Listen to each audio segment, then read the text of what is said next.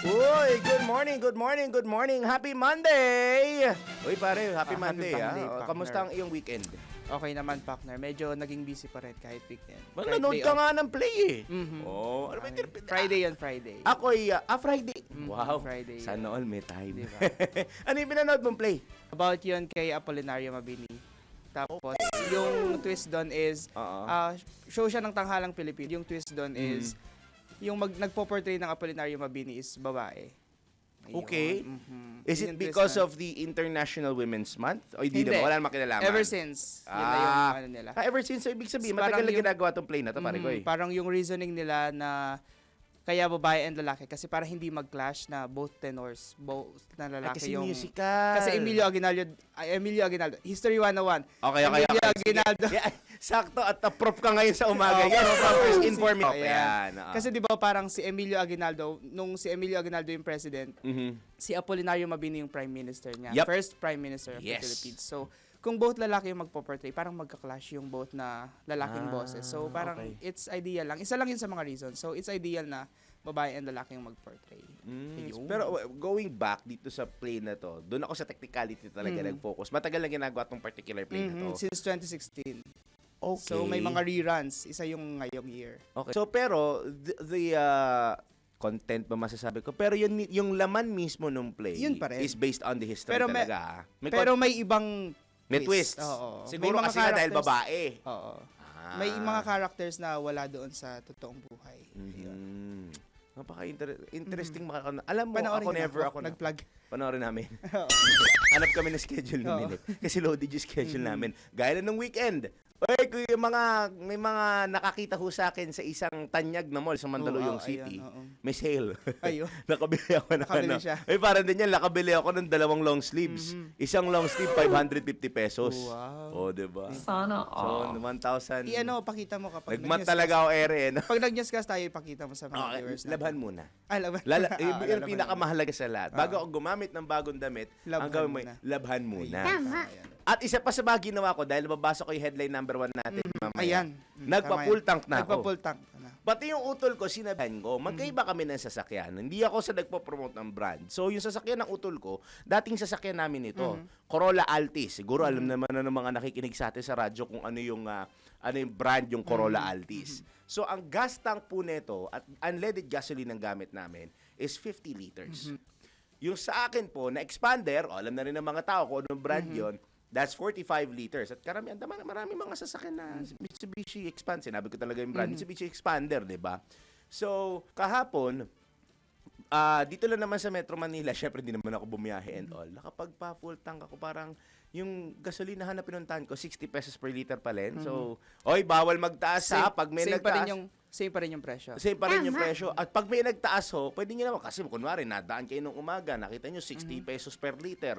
Pagdaan nyo ng gabi, 60.50 o 61.50. Konting adjustment lang. Siguro kahit yung 50 centavos. So, hindi ho pwede yun eh. Kailangan nila hintayin yung bukas. Oo. At saka yung official announcement na may taas presyo.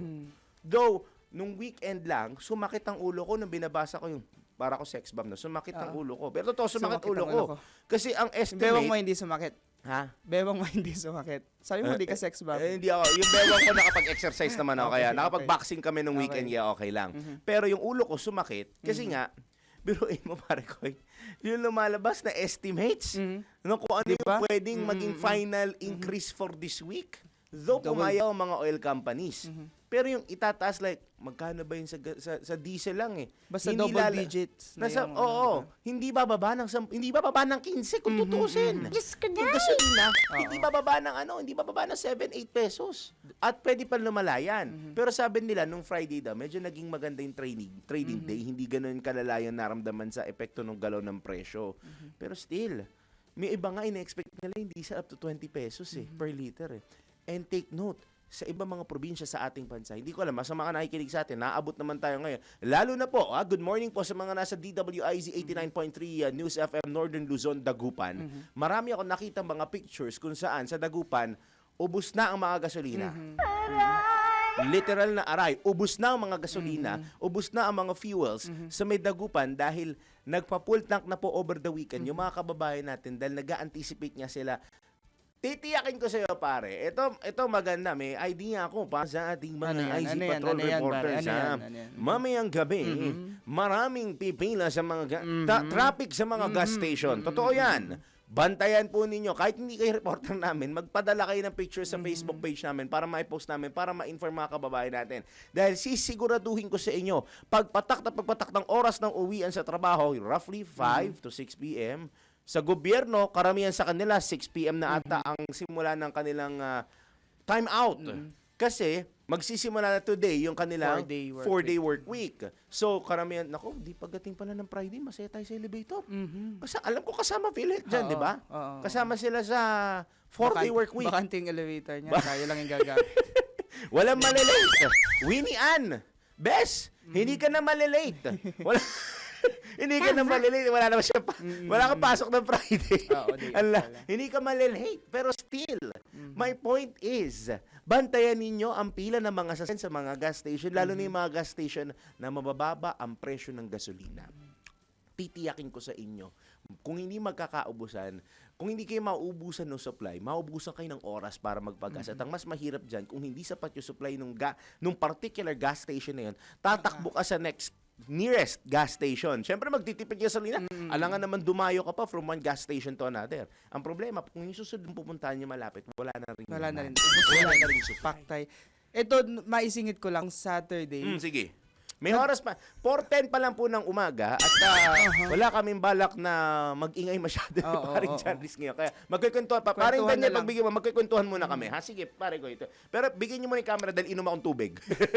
Bali, ganito ang nangyari. 70 pesos, is it normal pa ba sa presyo ng mga langis? Nung Saturday, yun yung nahuli ko sa probinsya. Hindi ko lang na picturean. So parang ang sinabi naman sa akin ng friend ko, parang normal na raw yun. So matagal na siyang nagtataas ng Wait, presyo. saan ulit ito? Yan, Pampanga. Pampanga.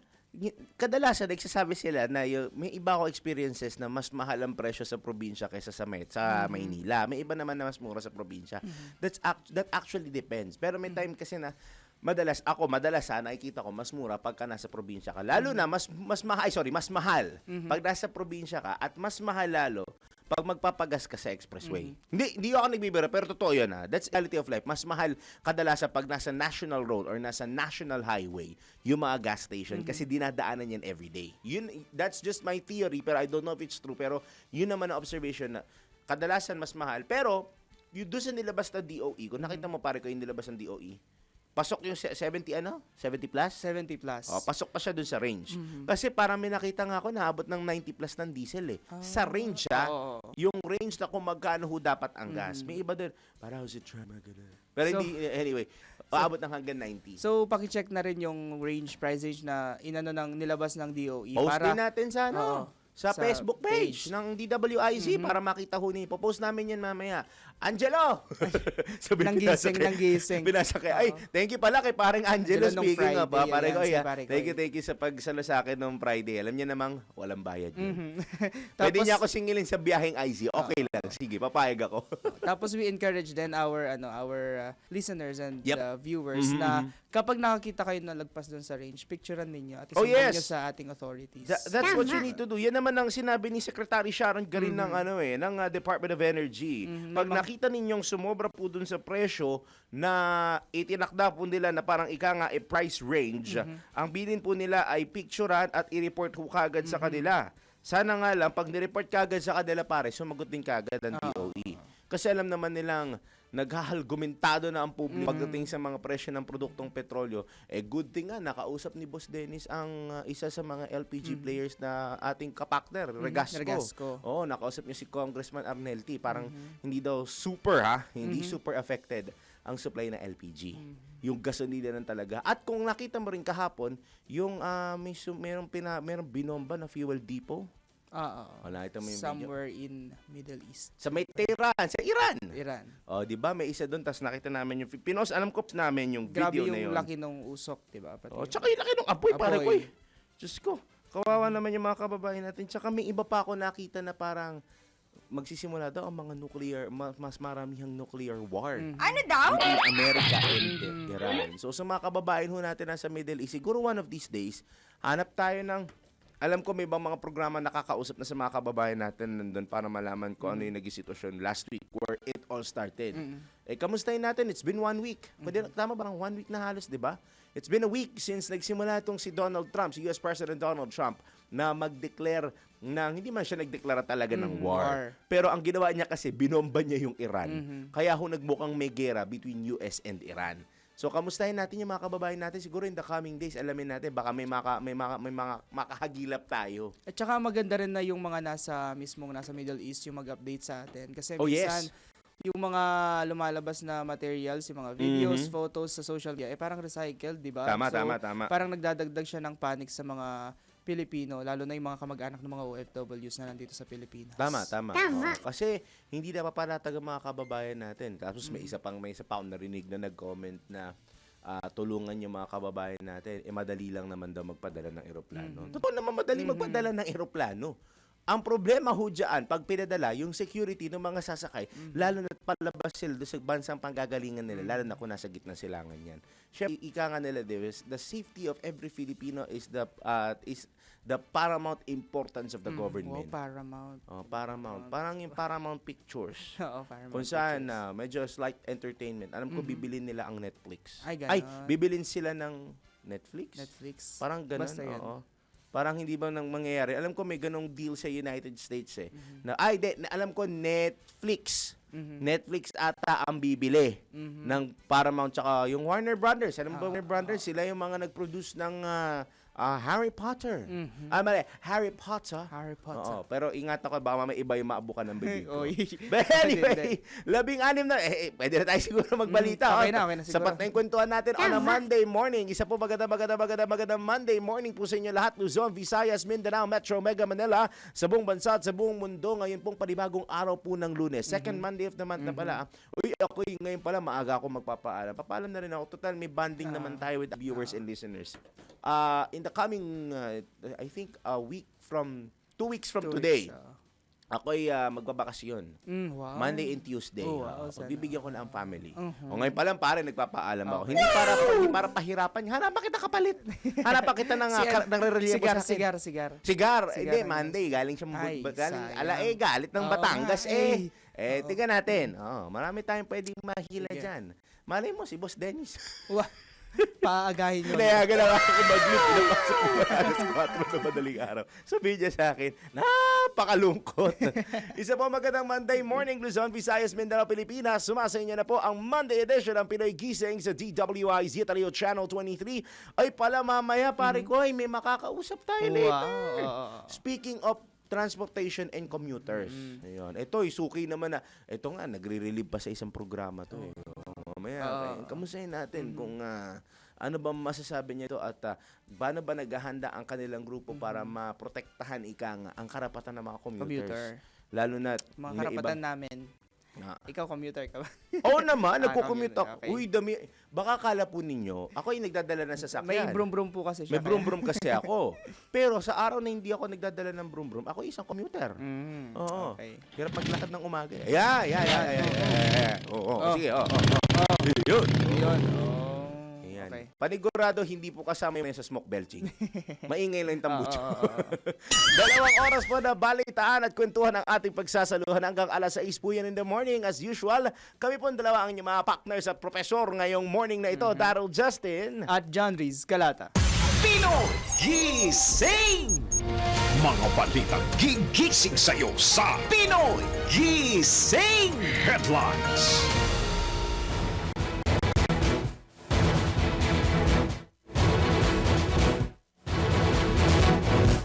Sa ulo ng mga nagbabagang balita, Pinoy Gising! supply ng krudo sa ilang gasolinahan nagkakaubusan. Banggit ko to kanina, bunsod pa rin ang epekto ng kaguluhan sa Middle East.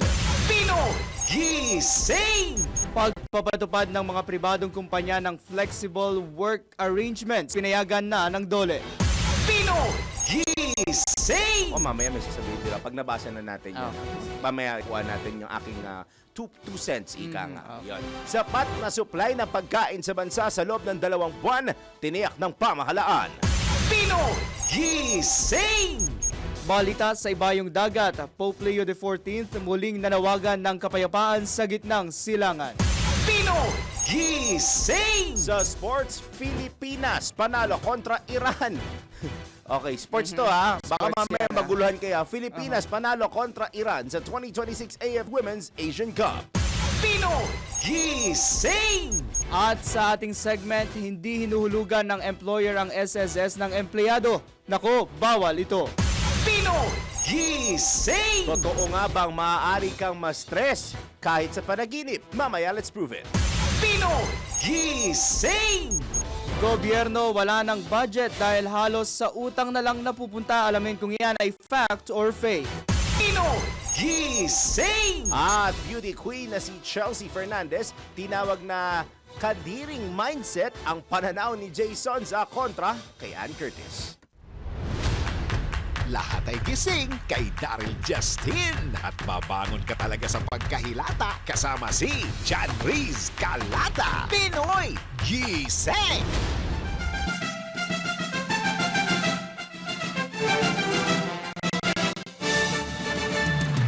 Sa oras po natin na 20 minutes makalipas ang alas 4 ng Monday morning, dako na tayo sa nanggigising, nambubulabog, nambubulaho at nanggugulat na detalye ng mga balita.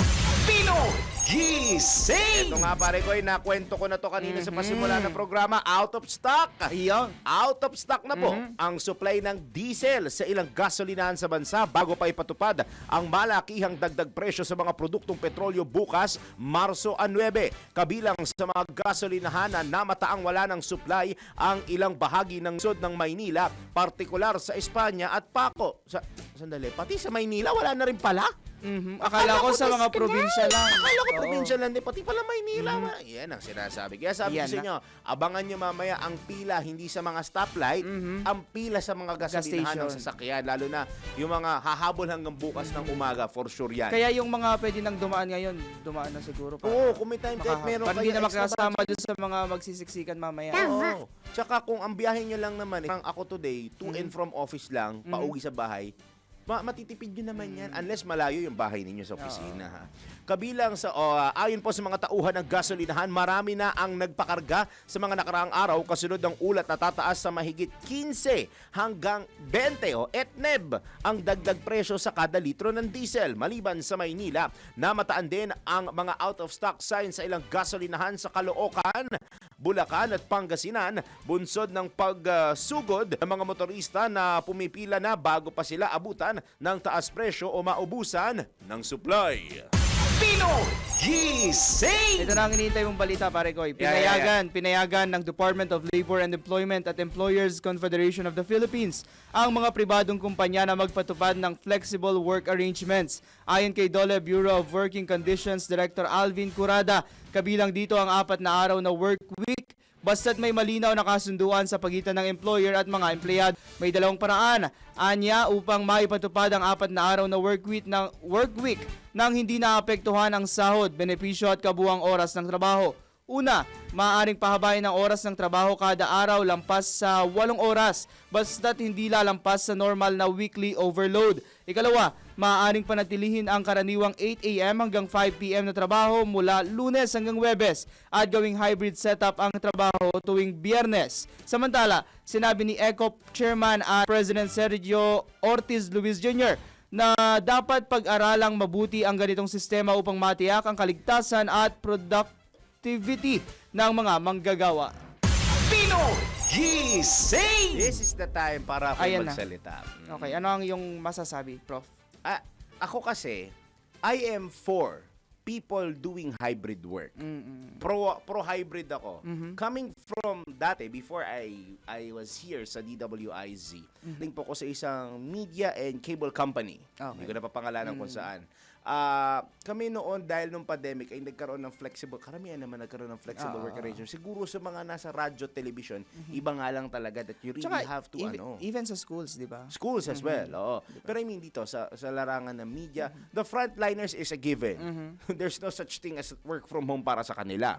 Unless kung itong mga frontliners na to, ang trabaho nila is office-based, hindi kaya officer-based still, like for example, medical director or whatnot, that they can manage hospitals or whatnot at at the comfort of their own home, then that's a good thing. Pero I think lahat ng mga doktor nun, kahit na ikaw ang director ng ospital, talagang on ground ka, on the situation ka, lalo na ng COVID-19 pandemic. Going back, so ako po'y galing sa setup dati na flexible work arrangement, or rather, sabihin natin hybrid. There are times na I need to report to work on site, and at least once a week, we were allowed to do work from home. I'll spill a little. Si partner ko, si girlfriend ko, half and half yung kanya, hybrid ang setup niya. Lalo na pag mabiyahe siya, kasi meron siya mga biyahe sa iba't ibang probinsya sa bansa, particularly sa norte. Minsan umabot ng 2 to 3 days yung biyahe niya, at ang ginagawa niya right after, siyempre, grueling din naman po ang bumiyahe. Yung iba kasi inaakala nila pag bumabiyahe for work. Sarap-sarap. Like, for example, ako, nung bumiyahe ako, nung Pasinulog last year, oo, masaya. Kasi nasa celebration ka. Experience. Oo. And makasalamuha ka ng mga kababayan mo, even foreigners na nag-e-enjoy. You as well nag-e-enjoy. Kasi that's part of your work.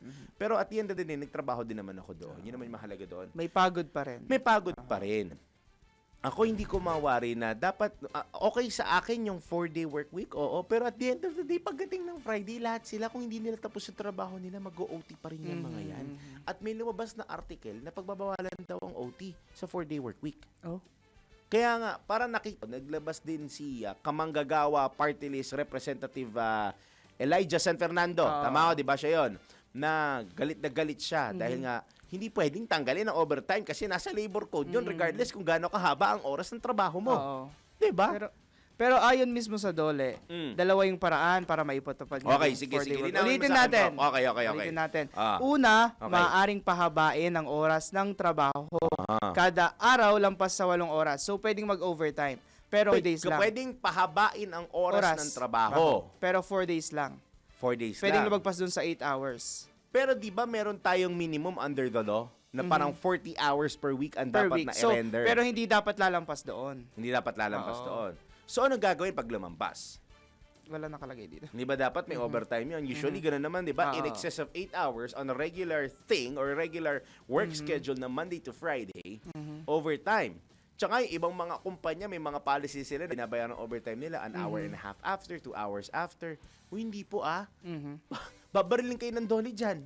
Kahit na may company policy kayo na ganyan, dahil ang nakalagay ata sa law is dapat at least yung as in, yung pagka-out, yung oras ng out mo, like for example, kung 30 minutes yung nirender mo, I think, baka maliho ako correct ninyo ako.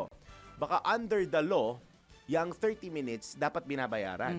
Pero yung iba company, yung 1 hour usually. Pero I think 1 hour is okay. Kunwari, hanggang 6 p.m. ka, 7 p.m., yung 6 to 7 mo, kailangan mahit mo yung 7 o'clock para mabayar. I think that's okay. Kasi baka na mamaya, 30 minutes, tumambay ka lang talaga. O hindi kaya nagpahupa ka lang ng traffic.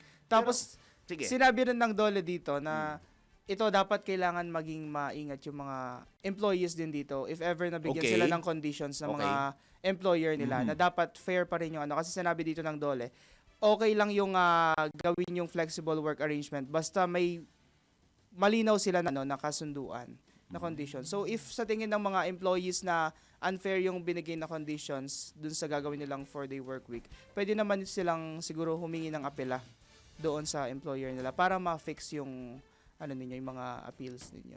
Gusto ko malinawan. Maring Winnie, try natin ng bukas, ang DOLE.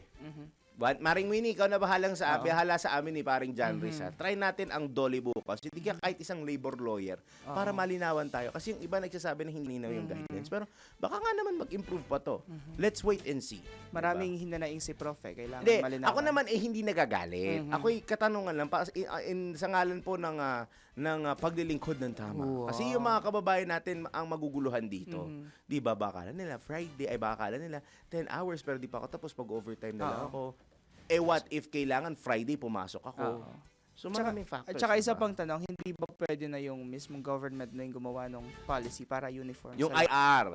Total galing sa executive branch. Atasan na nila ang DOLE. At DOLE na magbigay. Pero tingnan natin with DOLE. Baka pwede natin makausap si DOLE bukas para malinawan lang tayo. Magtatanong lang naman. Hindi tayo galit. Tayo ay magtatanong lang. Kasi yung mga kababayan natin na, yung mga government employees siguro, baka mamaya napapatanong sila, do may connection naman sila and all. Tulungan na lang din natin. Pero kung kayang gawin ng government, ang tanong ko ngayon, bakit hindi kayang gawin ng ibang private sector? At saka ako, Total, nag-announce na lang din si Pangulong Marcos. Bakit hindi pa siya nag-recommend na hinihikayat ko ang mga private sector to do the same? Kasi kadalasan sabi nila we leave the discretion dahil nire-respeto nila yung pagiging private ng mga entities. And I understand that. Pero if government is really, wants to push this sa ngalan ng pagtitipid ng kuryente or whatnot, why not? Encourage. Or kung mag 5 days kayo, bakit hindi na lang gawing hybrid? Na as in, pag sinabing work from home day, work from home day. Diyan kayo sa bahay. Work from home day. Make ways para ma-monitor yung trabaho ng mga magwo-work from home. Kung kayang, i-work from home. Okay. Yun na naman yun, di ba? Okay, Prof. Copy, Prof. Permission to do a break, Mr. Chairman. Okay. Okay, The may motion permission. is approved. Okay, the motion is approved. Parang Daniel, approve na yung motion. O yan po ang unang bugso ng ating balitaan at mas mahabang kwentuhan dahil sa dami ng hinaing namin ngayong araw po ng Lunes, March 9, 2026. So oras po natin, hihintayin ko na lang kasi ilang segundo na lang eh. Doon sa tinitignan ni parang Daniel, eksakto na. Sa tinitignan ko, ayun, impunto alas 4:30 na po ng morning. Iba pa mga balita sa pagbabalik ng Pinoy Gising! Kabahala ng isang transportation advocate ang posibleng pagkakaroon ng hoarding sa supply ng langis dahil sa inaasahang 15 pesos na pagtaas sa prime diesel ngayong linggo. Ayon kay National Confederation of Tricycle Operators and Drivers Association of the Philippines at National Public Transport Coalition President Ariel Lim, kinakailangan mismong magtulungan ng pamahalaan at ng publiko para makatipid sa paggamit ng langis. Kabilang sa mga alternatibong solusyon na ibinahagi ni Lim ang pagbago sa base price ng langis at carpooling. Noong ko pa sinasabi, baka pwedeng tignan, pag-aralan ulit at bawasan yung $80. Pwedeng $75 to $70 na lang para tayo makapaglap ng tulong. Then second, hindi naman pwedeng aasa lang tayo sa excise tax o ano pa man na solusyon, kundi dapat ang taong bayan din. Diba? Mag-isip na sila kung paano makakatipid ng paggamit ng produkto. Ang dami-dami ng sasakyan ngayon, compare mo noon. Pag hindi tayo nagtulungan ang taong bayan, gobyerno, hindi gumawa ng panukala na makakatipid tayo. Kasi nga ako personally, ang isang nakikita ko sa daming gumagamit ng krudo at gasolina. Pwede nila ngayong gawin yung sa isang sasakyan, kailangan 4 o 5 ang sakay. Carpooling tayo. Yun dapat natin ipasok ngayon. Samantala, iginiit din ng transport advocate na dapat unahin ng mga mambabatas ang pagtugon sa isyu sa krudo bago ang ibang usapin sa politika, lalo't dehado niya ang mga Pilipino sa pangmatagalang epekto nito. Mahabang pag-uusap ito at mahabang problema, dapat mabilisan ang aksyon ng gobyerno. Yung kung maaari nga, yung mga hearing sa Senado at Kongreso, iwan na nilang ituloy ang mga yan, unahin nila ito. Diba? Kasi ito yung mas importante ngayon dahil buong mundo at tayo, buong Pilipinas. Actually, sa Panay Island, no? And sa NIR, ang krudo rito ngayon, 71 pesos, 71.65. Yan po ang tinig ni NACTO dapat NPTC President Ariel Lim sa panayam ng DWIZ. Pino Gising! Ililipat na po sa compressed 4-day work week ang iba't ibang ahensya ng gobyerno at local government unit sa Eastern Visayas simula ngayong araw. So, wait lang. So, kung karamihan pala dito ay 4-day work week, we're expecting less traffic on Fridays. Oo. Sana, ha? Sana. Oo, Kasi kasi... mababawasan yung sasakyan. Exactly. Tsaka, di ba, ang goal nga natin dito ay magtipid. So, I'm expecting na magtitipid. Tsaka, siguro siya rin sa pwedeng isuggest yung parang staggered yung labas ng mga sasakyan. Both private and public. Para mas ma-utilize natin na maayos, maging fuel efficient ika nga. At saka, we encourage din. Ito, hindi ito medyo sasabi sa mga publiko. Yeah. Yung mga, kung pwede mag-commute, commute na lang. Para mas makatipid din sa gas. Yung tigi-isa. Halimbawa, ako, papasok ako, isa lang. Ako lang mag-isa gagamit ng sasakyan. Yung guest natin. Why not mag-commute na lang, di ba? Parang, Or kung mag-isa ka at meron kang pwedeng isabay along the way, isabay that's another mo na. good thing. Oo. Ika nga, carpooling. Oo. Tapos singilin nyo na lang ng panggas. Pwede Ah. naman yun. Oh, yung baka mamaya kala niya, pero naman si Daryl, Ito, nagbibiro isasabay naman. na niya ako. Quezon City ka, Pasig. Di pala pwede. Kung dito ka sa Pasig. Kala ko pwede tayo mag-carpooling. Para isasabay kita kung dito Oo. ka sa Pasig. Oo. Pero kung sasayang ka yung Quezon City, siguro kung susundo, kunwari nagbiyahe ang girlfriend ko at susunduin ko siya sa oras ng uwi na, why not? Oo, sabay of mo, course! ha? Sabay mo, Oo. sabi mo yan. Tapos tuloy ang chismisan sa sasakyan. Bigyan kita document, pirmahan mo para... Hindi, ito naka-record na nga. Live ganun stream na. ko eh. Narinig pa niyo. Screen record ko, ha? Luzon, Visayas, Oo. Naka-livestream nationwide eh, no?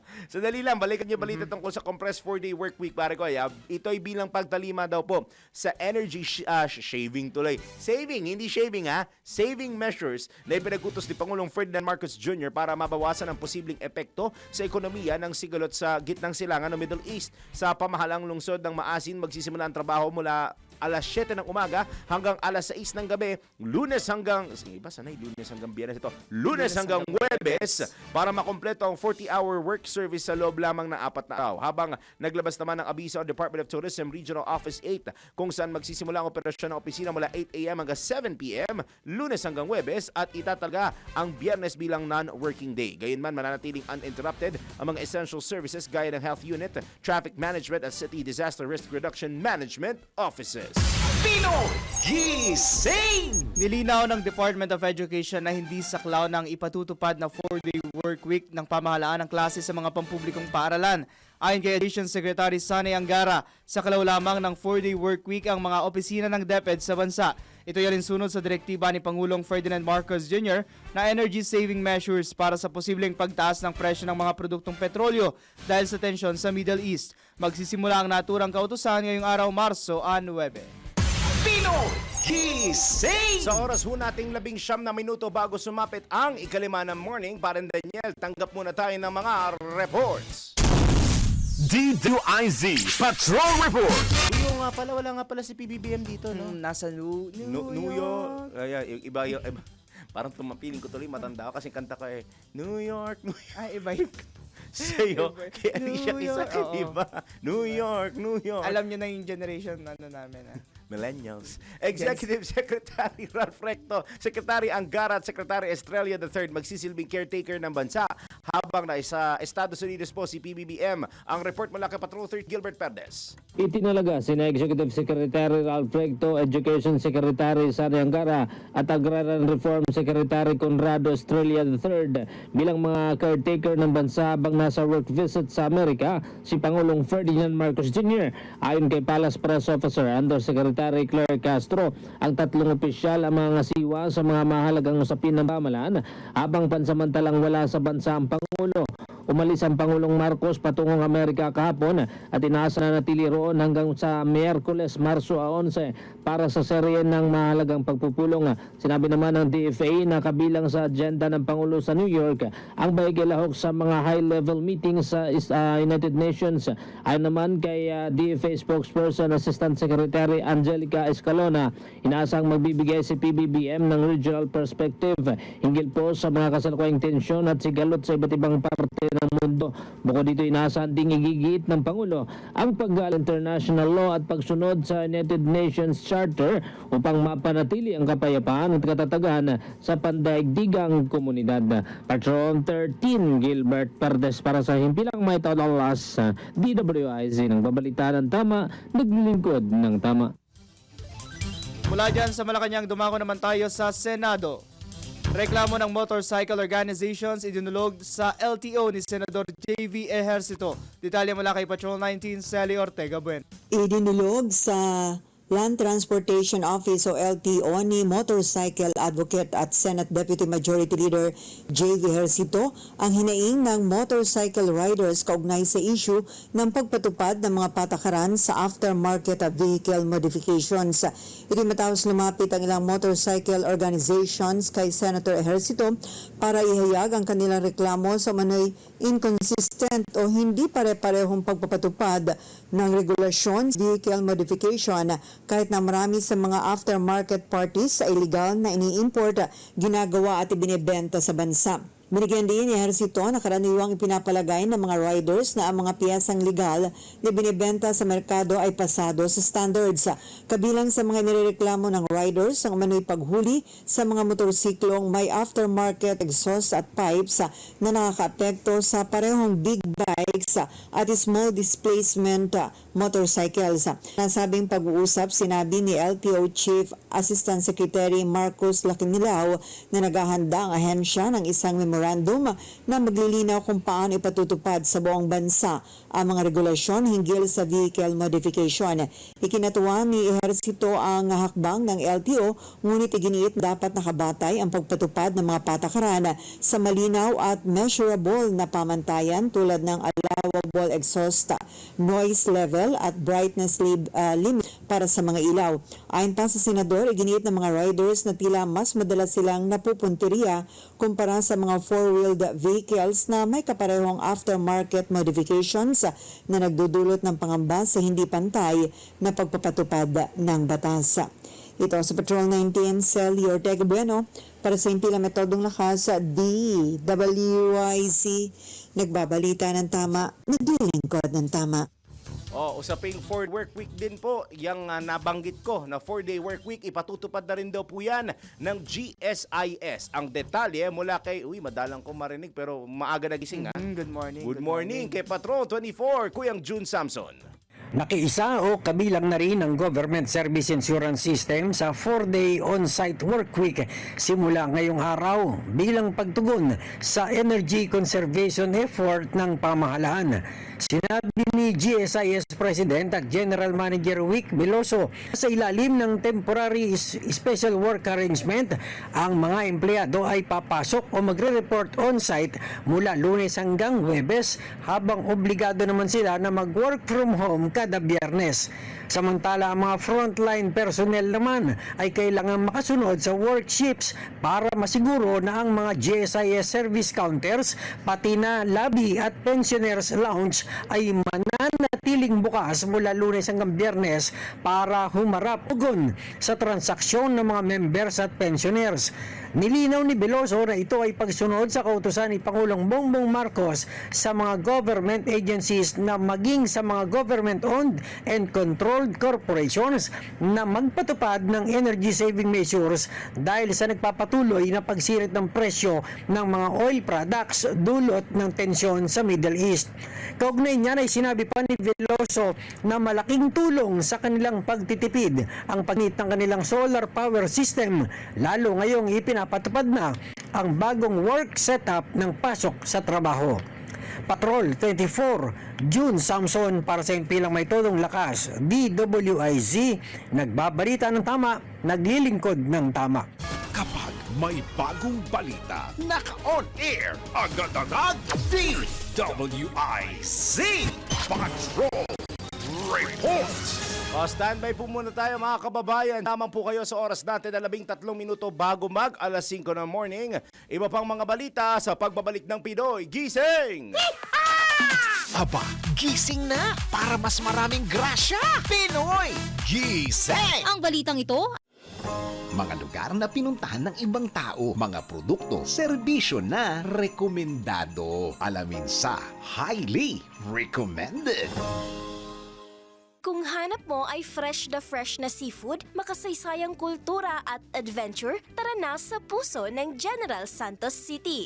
Simula ng iyong paglalakbay sa General Santos Fishport Complex, kung saan makikita ang sariwang isda at mga dambuhalang tuna na siyang yaman ng lalawigang ito. Dumayo din sa Queen Tuna Park para sa picture-perfect spot at relaxing stroll sa baybayin ng Sarangani Bay. Kung nature trip naman ang hanap mo, bisitahin ang Kalaha Karst area para sa cave walks, spring at rock climbing.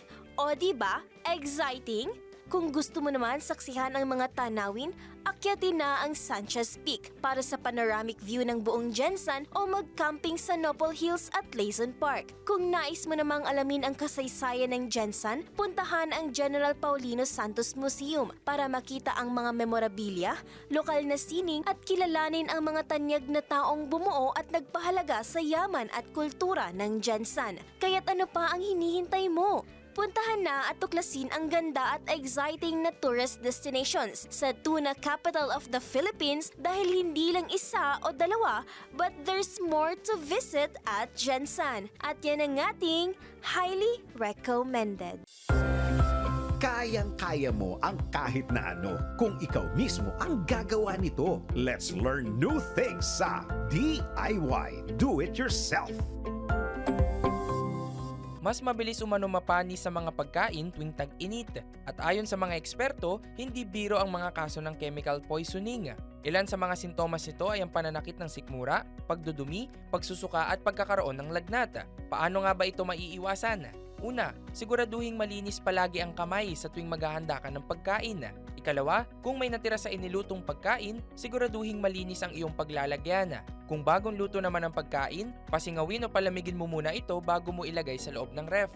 Mabilis kasi itong mapapanis lalo na kung ginamitan nito ng tomato sauce, gata, gatas o iba pang dairy products. Ikatlo, kung hindi masabing panis na ang pagkain sa pamamagitan ng amoy, maaari itong malaman sa itsura. Kapag nakakita ka ng bubbles sa paligid, it's a sign na ito'y panis na. Huwag mong panghinayangan ang itatapong panis na pagkain dahil mas malaki ang problema kung sa ospital ikaw ay dadalhin. Gets mo ba? Sige nga, do it yourself. Lahat ay gising kay Justin at mabangon ka talaga sa pagkahilata kasama si John Riz Calata. Pinoy Gising!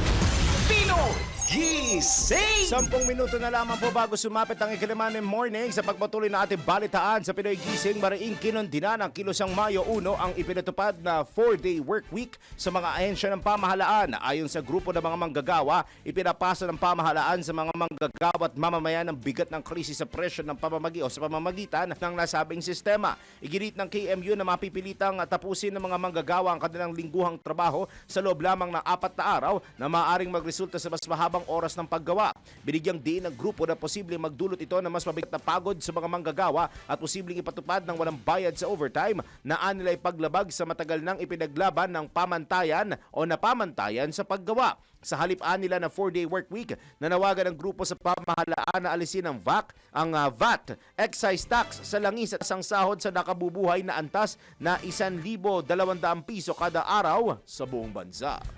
Pinoy Gising!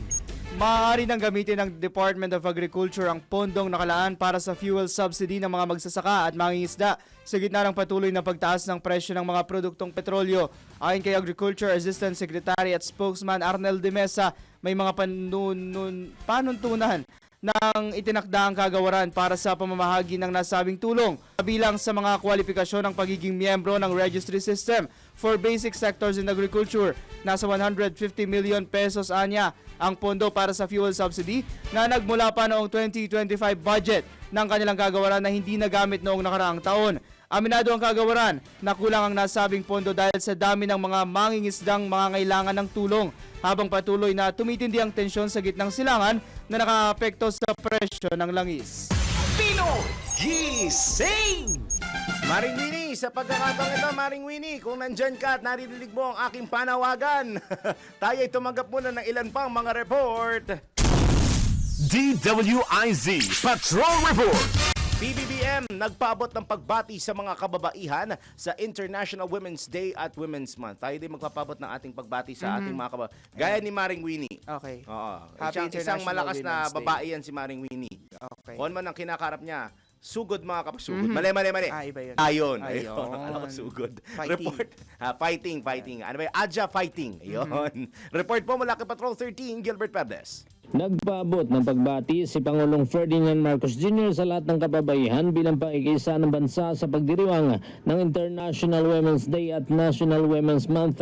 Sa kanyang mensahe, kinilala ng Pangulo ang mahalagang papel ng mga kababaihan sa paghubog ng lipunan at sa patuloy na pag-unlad ng bansa. Binigyan din ni Pangulo Marcos na nananatiling matatag ang kanyang administrasyon sa pagsusulong ng mga programang magtitiyak na ang bawat babae ay may boses, ginagalang at nabibigyan ng kapangyarihan sa lipunan. Ayon sa Pangulo, patuloy ding bubuksan ng pamahalaan ang mas maraming oportunidad upang ang kababaihan ay makapamuno at maabot ang kanilang buong potensyal.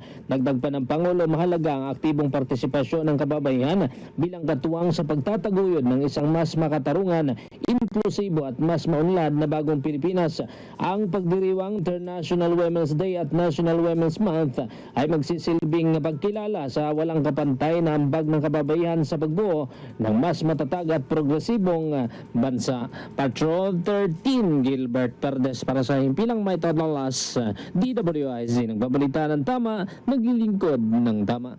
Kapag may bagong balita, naka-on air, agad-agad, DWIZ Patrol Report. Sa pagkakataong ito, alamin natin ang presyo ng mga pangunahing bilihin, pare ko. Ayun, oo. Nandyan si Mula. Yusek. Oo. Oo, si Yusek mula dyan sa Sangandaan Market sa Caloocan, Malabon Central Market. Kumpleto yung kamanaba ngayon Of si course, Monday. Monday. Tangos Market, Navotas, Gulayang Bayan, Kadiwa, Valenzuela. Siyempre, andyan ang nag-iisang, ako, mama ko siya eh. Ano tawag ko sa kanya? Si Yusek pa rin. Ayun. Mama ko rin naman siya. Mama ng lahat. Ayan. Si Mama Beth Samson. Good morning, Mama Yusek, Beth. good morning. Metro Patrol reports. Good morning mga anak. Apat na Yo. palengke, syempre Monday, Kamanaba area ang ating inikot. Sa bigas, 40 hanggang 65 pesos per kilo. Samantalang ang baboy, 350 ang kilo ng kasim, pigi, laman, giniling. Ang itong kasim 380, isda naman, ang bangos from 220 hanggang 360 kada kilo. Depende sa laki. Ang tilapia, 150 hanggang 160. Batangas na yan. Samantalang 300 to 340 ang kilo ng galunggong. Ang ulo ng maya-maya, pang sigang sa miso, 200. At pampirito naman, ang laman ng maya-maya, 240 per kilo. 180 ang kilo ng tahong. Ang puset, 280 hanggang 350 per kilo. Puset kalawang yan. Ang lapu-lapo, from 400 to 600 lapu-lapong pula. Sapsap, 240, samantalang ang diles pwedeng kilawin, 240 rin per kilo. Ang espada, pampirito yan. Sa gulay naman natin, stable pa din, hindi pa naman nagtataas. Hopefully, baka sakali itong Semana Santa magtaas naman ng gulay. Repolyo at pechay, 50. Ang patatas, 70. 120 pesos naman ang kilo ng carrots. 35 na lang ang kilo ng sayote. Ang kamatis, lalong bumaba, 30 pesos na lang ang kamatis. Baguio beans at bichuelas, 100 kada kilo. Bell pepper, 140. 150 na kilo ng chicharo. Sibuyas, 100. Ang bawang, 120. Ang siling labyo o siling labuyo, 180 per kilo. Ito naman sa ating ulam tips. Nako, dahil tsaka John Reyes, pakinggan nyo to. Yan. Pwede kayo Ano yan, Mama Beth? Ayan, pwede kayo magnilaga bulalong ribs with mais. Parang, di ba, parang bulalong baboy. Itong sinigang na baboy, sinigang na ribs, isda, Yun. sinigang na isda. Gusto ni John Reyes yan. Yun, Lalo yung sinigang na bangos sa bayabas, di ba, John Reyes, di ba? Opo. Sa Kapampangan, tawag Ayan. namin dyan, bulang lang. Pero dito ata Bulang iba yung lang. bulang lang. Ang bulang lang naman dito sa atin ay gulay. Okay. Sa Pampanga, sinigang na bangus na may bayabas. Ayun yun. Bulang- Ayan, sinigang sa bayabas. Tapos may siling berde, di ba? May labanos po. Ang sarap niyan. Tapos kumakain ka ng mainit na kanin. May sausawang patis na may sili. Yun. Nakataas ang paa. Ayan. Samahan mo ng soft drinks, Mama. Sarap. Huwag na. Huwag na. Tubig na lang. Kung Nag-crave naman- ako bigla. Pero okay din. Once in a while, huwag lang palagi. Pwede paminsan naman. lang. Sarsyadong isda, pritong isda, paksiw. Kinamatisang isda, ito naman sa tinuwalang manok, afritada, kalderetang manok. Pero wag niyong kalilimutan, maraming papalag. Maraming papalag. Pambansang baon, pambansang ulam ng mga bagets, at pambansang ulam ni Boy Dighay. Ito, ang ating walang kamatayan, araw-araw maliban pag Biyernes, BFC, ang Daryl's Fried Chicken. Lumakas, Mama Beth, Ayan. hanggat hindi dumadating yan, palakas ng palakas Lumakas yung yung digay. Lumakas yung digay. O, palakas ng palakas ang digay niya. Pero, mag-intay-intay lang tayo dyan. Masyado lang maraming ginagawang ina. Pero the minute na nakayalan ka ng pumunta dyan at wala kayong dalawa, lalo mo sa mga bahay niyan, fried chicken na yan. BFC, Daryl's Fried Chicken, araw-araw, maliban kung May Biyernes. sugod bahay kang Ayan. din pala to. Isasend na lang namin address namin, Mama Beth. Ayan. Send mo na kay Daryl, alam ko yan. Para sa ulam tips sa Pinoy Gising on a Monday morning, syempre, ang inyong palengke queen, Mama Beth Samson ng DWIZ, nagbabalita ng tama at araw-araw, mahal o hindi ang bilihin, magbabudget tayo ng tama. Pinoy Gising! Huwag kakalimutan ng DFC. Walang Coming soon kamatayang pa rin. DFC. Hanggang ngayon, coming soon pa rin. Pero, konting hintay Konti lang. na lang. O siya, sa ating, magpo-forfeit, hindi na pala, magano na pala ako, mamaya ko na, i-reserve ako na yung NBI, paring JM, mag-showbiz na tayo dahil ito, maubos na pala yung ating unang oras. So sa ating showbiz news, ang beauty queen na si Chelsea Fernandez, tinawag na kadiring mindset ang pananaw ni Jay Sonza kay Ann Curtis. Kung bakit, alamin natin sa showbiz news ng iyong paboritong alarm clock na si Mima Anton. Mga latest na pinag-uusapan, mga latest na pinagchichismisan. Pinoy Gising! Showbiz Spotted! Para sa aking balitang showbiz, tinawag na kadiring mindset ni Miss Cosmo 2025 runner-up Chelsea Fernandez ang naging komento ng dating broadcaster na si Jay Sonza kaugnay ng basos umanong pag-aambing ni Quezon City 4th District Representative Jesus Bong Suntay. Nabatid na pinagtanggol ni Sonza ang naging argumento ni Congressman Suntay kung saan ginamit ito ang pangalan ni Ann Curtis noong pagdinig ng House Justice Committee tungkol sa mga impeachment complaint laban kay VP Sara Duterte. Ayon sa beauty queen, misto lang rage bait sa unang tingin ang naging pahayag ng dating broadcaster at para lang ito sa social media engagement.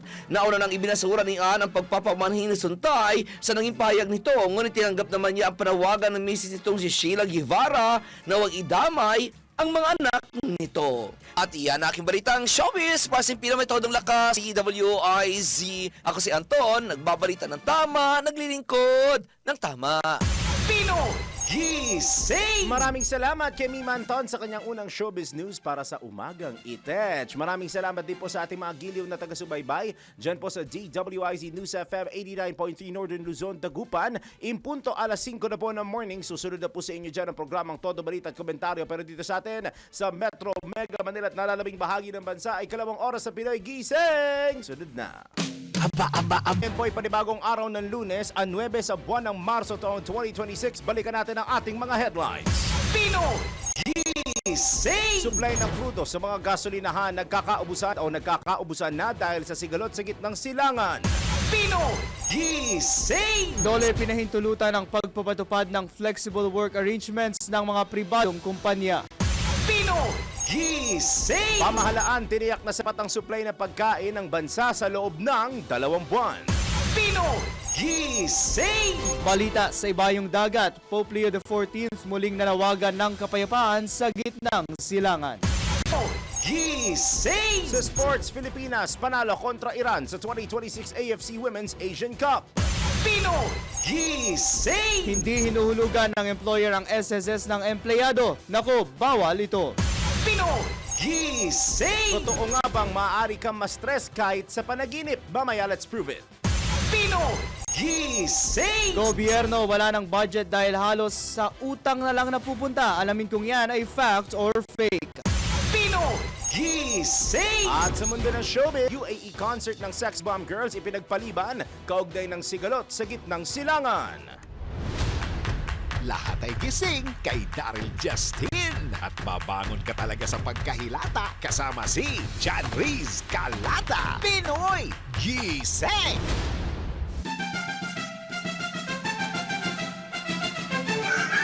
Eto na nga, Aldrin! Uy, ako'y Tinitilaukan ka na. Tinilaukan ako. Pero ako'y parang nakita kong bukas ang opisina news director. Ayan. So, return of the comeback ba? Itach! Mamaya pag nakita kong kumaway at may pandesal, saka ako babatiin. Ayun. So, oras po natin. Ito rin pala, Boy Digay. Boy Digay din. Boy Digay part Boy 2 rin Digay pala. 2. Digay 2, 2.0. Sa oras po natin na 6 na minuto makalipas ang alas 5 ng Monday morning, dako na tayo sa iba pang detalye ng mga balita.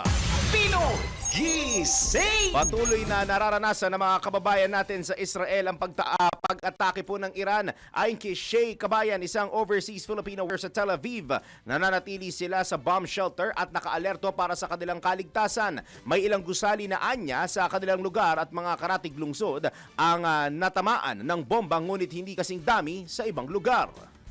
Sa ngayon po, posible lang po ang repatriation pagkatapos na lang po ng digmaan or pagka humupa na po ang tensyon at mayroon ng airspace at pinapayagan ng makaalis ang mga nais umalis. At ang repatriation po ngayon ay talagang malabo pa rin po. na magagawa ng ating gobyerno kasi wala pa pong abiso na mag-open po ang airport dito sa Israel. Samantala, ibinahagi ni Kabayan na walang problema ang supply ng pagkain sa Israel na sa ngayon at nananatili bukas po ang mga pamilihan. Dito po, hindi naman po normal po naman ang aming mga pagkain, mga pangangailangan araw-araw, mga pangunahing pangangailangan mabibili po sa mga supermarket, sa mga tindahan. Bukas po lamang, mag-ingat ka na lang sa labas kung ikaw ay lalabas para hindi ka madamay sa mga sigalutan na ito na napakadelikado. Yan po ang tinig ni Ginoong Shay Kabayan, isang overseas Filipino worker sa Israel sa panayam ng DWIZ. Pinoy Gising! Tuloy-tuloy ang pagtugon ng Department of Migrant Workers sa hiling ng repatriation ng mga Pilipinong naipit sa kaguluhan sa gitnang silangan. Ay Migrant Workers Secretary Hans Leo Kakdak ang hakbang na compartmentalization strategy ang kanilang ginagawa sa mga repatriation activities sa bawat bansa dahil iba-ibaan niya ang terrain at sitwasyon sa 8 bansa na kinaroroonan ng nasa 2.4 million overseas Filipino workers kabilang ang Saudi Arabia, UAE at Israel. Ang mga meeting points, relocation points, exit points kada bansa differ. And I not be so detailed for security reasons. But rest assured, all of those are in place, including of course the basic hotlines ng mga tao, tatawagan ng mga tao. Ang mga services that are in place, essentially, it's on-site services, basic services, transport, and accommodation. Samantala, iginiit ni Secretary Kakdak na nakikipag-ugnayan ang pamahalaan sa mga host countries upang matiyak ang kaligtasan at seguridad ng mga Pilipino sa Middle East. Mahalaga is that we also abide by the compass of the host country because this is security and they are in a best position also to determine the protection and security of people in their territory. And we are coordinated with every post since day one. Yan ang pinag-utos ng Pangulo. Make sure you are, kami ni Sectes, Lazaro, you are aligned between yourselves and between your people and your people on the ground. Rest assured, we are executing the plans that have pre-existed before this crisis began. Yan po ang ni Migrant Workers Secretary Hans Leo Kakdak sa panayam ng DWIZ. Pinoy Gising! Ibinunyag ni dating Senador Antonio Trillanes IV na pinag-aaralan na ng kanyang legal team ang posibilidad na magsampa ng karagdagang kaso laban sa mga grupong konektado sa 18 sinasabing ex-Marines. Sa mga naghahanap po ng balita ulit sa ex-Marines, hindi namin kayo pababayaan. Hindi po namin bina-blackout yung balita. May balita pa rin po dyan. Ayon po sa dating senador, may ilan po ang nagpapakalat na tumanggap siya ng $2 million para sa mga investigador ng International Criminal Court o ICC, ngunit iginit niya na hindi totoo ang aligasyon at walang pera ang kinasangkutan. Anya, ang layunin ng mga ex-Marines ay patalsikin ang administrasyon ni Pangulong Ferdinand Marcos Jr. at protektahan ng ilang grupo. Dagdag pa ng dating senador, may mga nagtatangkang pabagsakin ng pamahalaan at ang kasalukuyang mga plano ay mag-udyok ng galit ng publiko at hikayatin ng militar na hindi suportahan si PBBM. Pinoy Gising! Nilinaw ni Senate President Pro Tempore Panfilo Ping Lacson na hindi magsasagawa ng investigasyon ang Senate Blue Ribbon Committee kaugnay sa mga aligasyon ng sinasabing 18 ex-Marines. Ayon kay Senador Lacson, posibleng gamitin lamang ng mga naturang dating sundalo ang pagdinig upang magpakalat ng maling impormasyon hinggil sa kanilang pahayag na sila mismo ang nagdala ng mali-malitang pera para sa ilang opisyal ng pamahalaan. Matatanda ang kabilang sa mga pinangalanan sa aligasyon ang puganting dating kongresista na si Zaldico at maging si Pangulong Ferdinand Marcos Jr. Pinoy Gising! Sa iba pang mga tampok na balita sa oras na 11 minuto makalipas ang alas 5 na magandang Monday morning, panakipbutas lamang sa malawakang korupsyon ng mga pinaaapurang reforma sa pamahalaan ni Pangulong Ferdinand Marcos Jr. Ito ang iginiit ni Caloocan City 2nd District Representative Edgar Erice. Parang last week din nakausap natin doon, di ba, si Congressman Egay, no? Bago mangyari yung pagpapalit ng lidera parang leadership pero yung pagiging leader, Senior Deputy Speaker. Senior minority. Minority. Alam ko minority yung kanya. Oo. Ayan po iginiit ni Congressman Edgar Erice matapos ang mabagal na tugon sa mga sinasabing prioridad na panukalang batas. Ayon po kay Congressman Erice, inakala niyang sincere si PBBM sa pagpapanagot sa tiwaling opisyal ng pamahalaan, partikular sa issue ng flood control scandal. sabi ng Presidente, paprioritize niya yung pagpapasa ng Independent People's Commission to investigate infrastructure corruption. So, minadali namin yon na ipasa namin before December. Ipasa na namin sa committee. Akala namin, may ipapasa na. Tapos, hindi na ginalaw sa committee, biniti na. So, hindi pala talaga priority. Parang sinasabi niya lang to appease the people because of the massive corruption ng flood control. Binigyang diin ni Congressman Erice na maging ang anti-political dynasty bill na sinasabing prioridad ng Pangulo ay bola-bola lang dahil inuuna ng kaalyado ng administrasyon sa Kamara na isulong ang panukalang magpapalala pa sa dinastiya.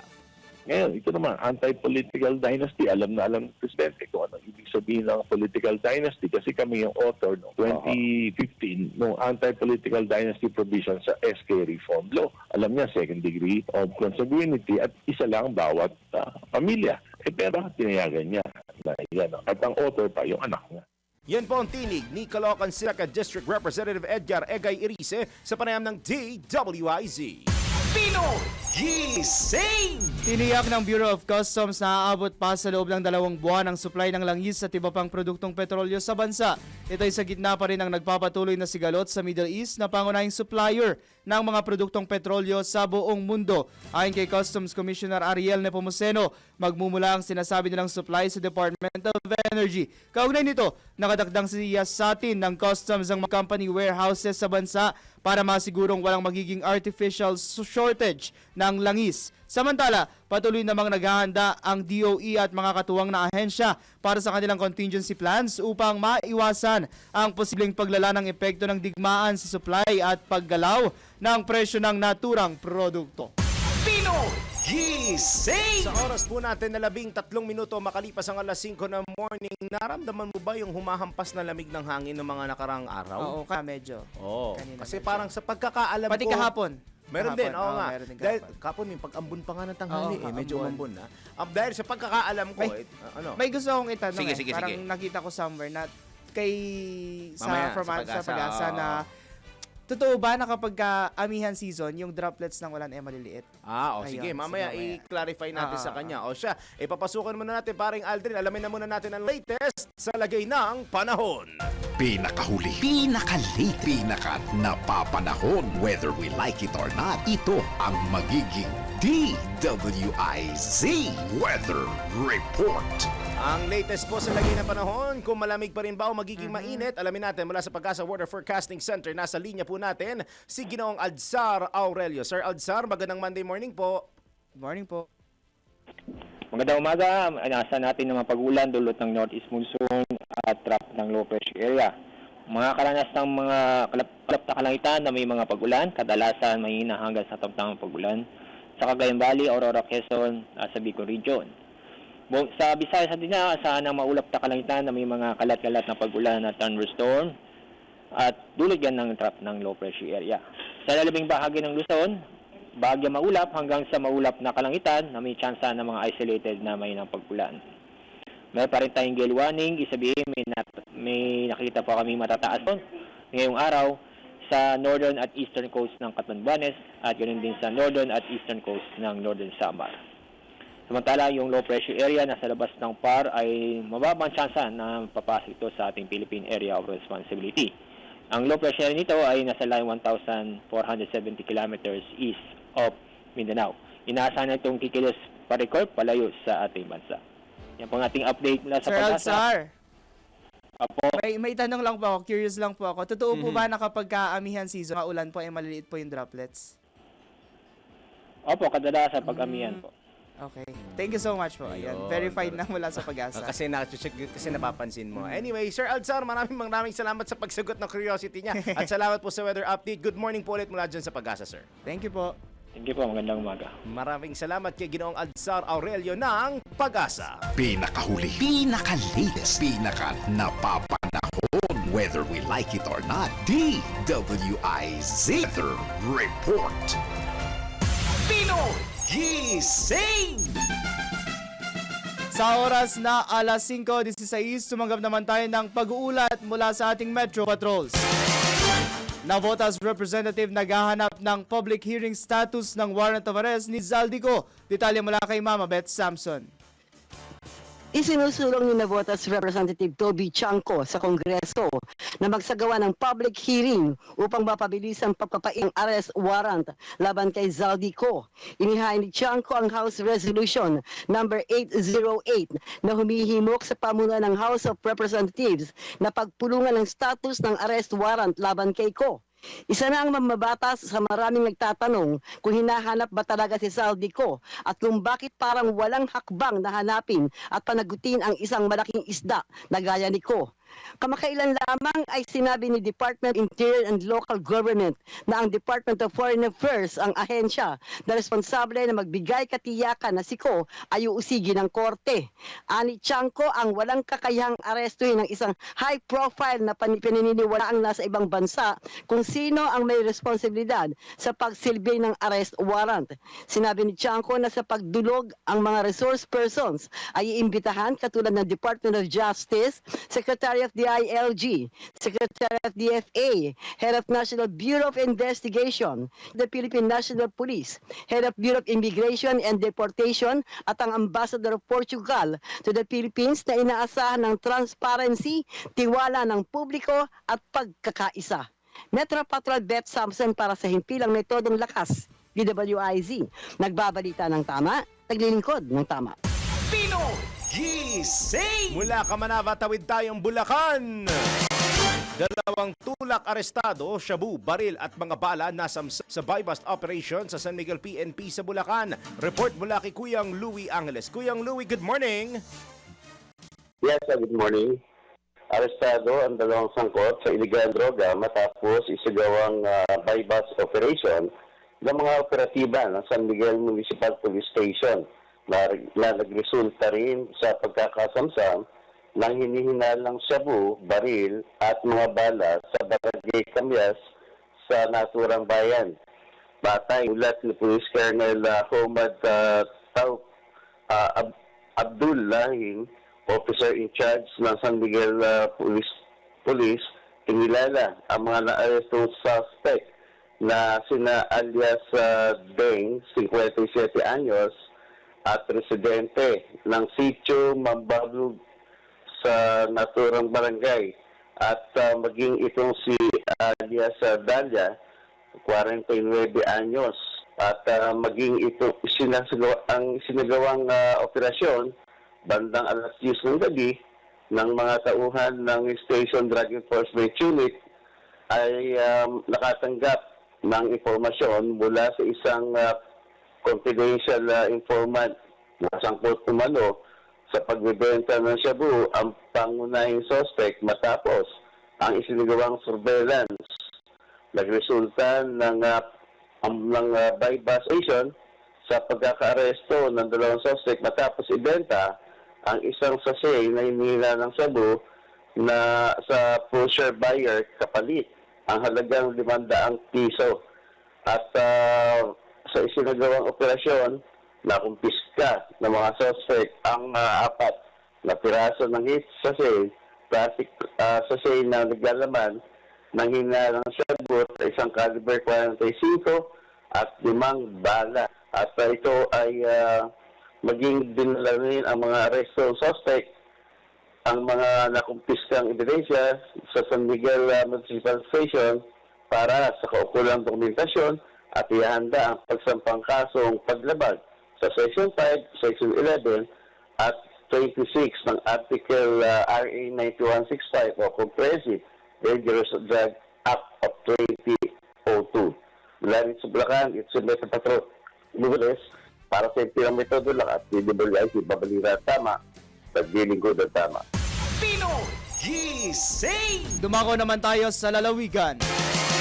30 wanted persons sa Camarines Sur arestado sa unang linggo ng Marso. Detalye mula kay Melvin Machado. 30 wanted person na may warrant of arrest ang naaresto sa iba't ibang municipal police station sa Camarines Sur Police Provincial Office sa unang linggo ng buwan ng Marso. Sa naturang bilang, 23 ang nasa kategory ng other most wanted person habang 7 naman ang most wanted person. 2 most wanted person municipal level sa bayan ng Minalabak, Camarines Sur ang kabilang sa naaresto. 4 na provincial most wanted naman ang nasa kote sa bayan ng Bato, Kamaligan, Gainsa at Iriga City habang 1 wanted sa regional level ang naaresto sa bayan ng Sangay, Camarines Sur. Ang Iriga City Police Station ang pinakamataas ang bilang ng naarestong wanted person na merong 3 habang tig-2 naman ang naarestong most wanted person sa bayan ng Kamaligan, Pasakaw, San Jose, Tigaon Municipal Police Station. Tiniyak ng Camarines Sur Police Provincial Office na walang patid ang kampanya ng PNP laban sa mga wanted person upang matiyak na ligtas ang bawat komunidad. Ito ang Ronda Patrol, Melvin Machado para sa Impilang May Todong Lakas, DWIZ. Nagbabalita ng tama, naglilingkod ng tama. Pinoy Gising! Ngayon naman, dakuan natin itong ay dapat na kanina. Ngayon natin siyang dakuan. Kung hindi hinuhulugan ng employer ang SSS ng empleyado, kailangan pa bang alamin kung bawal to o hindi? Ay, Alamin yung parusa. natin. Bigyan natin ng ano? Na idea. Lalo na yung parusa nung employer na hindi magbabayad. O siya, alamin natin sa nag-relieve sa akin noong nakaraang Friday kay Gargar sa kanyang NBI. Nako! Bawal ito. Alamin kung bawal o hindi. Dahil kung di mo alam to, kaso ang kakaharapin mo sa NBI. Nako, bawal ito. Hindi hinulugan ng employer ang SSS ng empleyado? Nako, bawal ito. Isa sa mga ikinakaltas sa buwan ng sahod ng mga empleyado ay ang kontribusyon para sa Social Security System. Ang kontribusyong ito ay isang pondo para sa proteksyon at seguridad sa hinaharap ng isang empleyado at para sa kanyang pamilya kung sakaling may mangyari na hindi inaasahan. Ngunit paano kung hindi pala nire-remit ng employer mo ang buwan ng hulog sa SSS? Nako, alam mo bang labag sa batas yan? Nakasaad sa Republic Act No. 11199 o mas kilala bilang Social Security Act of 2018. Obligasyon ng bawat employer na ibawas sa sweldo ng kanilang mga empleyado ang buwan ng kontribusyon sa Social Security System at i-remit ito kasama ang share ng employer. Ang sino mang lumabag na employer ay maaaring pagmultahin ng hindi bababa sa 5,000 piso hanggang 20,000 piso. Babayaran din ng employer sa SSS ang penalty sa kautang at interest na may katumbas na 3% sa kada buwan na hindi naghulog. Bukod pa rito, maaaring makasuhan ng employer ng estafa kung saan binabawas sa sweldo ng empleyado ang kontribusyon pero hindi ito nire-remit. Kaya sa mga employer, huwag ipagkait sa mga empleyado ang pinaghirapang benepisyo. Huwag umiwas sa responsibilidad para hindi ka masabihan ng, nako, bawal ito. Pinoy Gising!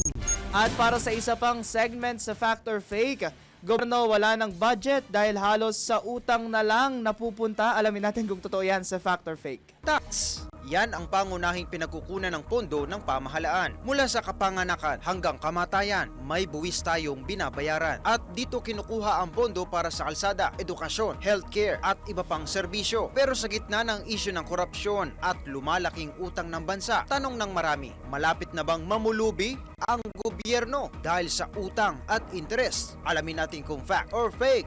Alamin mo na kung tama o mali, kung totoo o hindi. Bawal ang peke. DWIZ, fact or fake.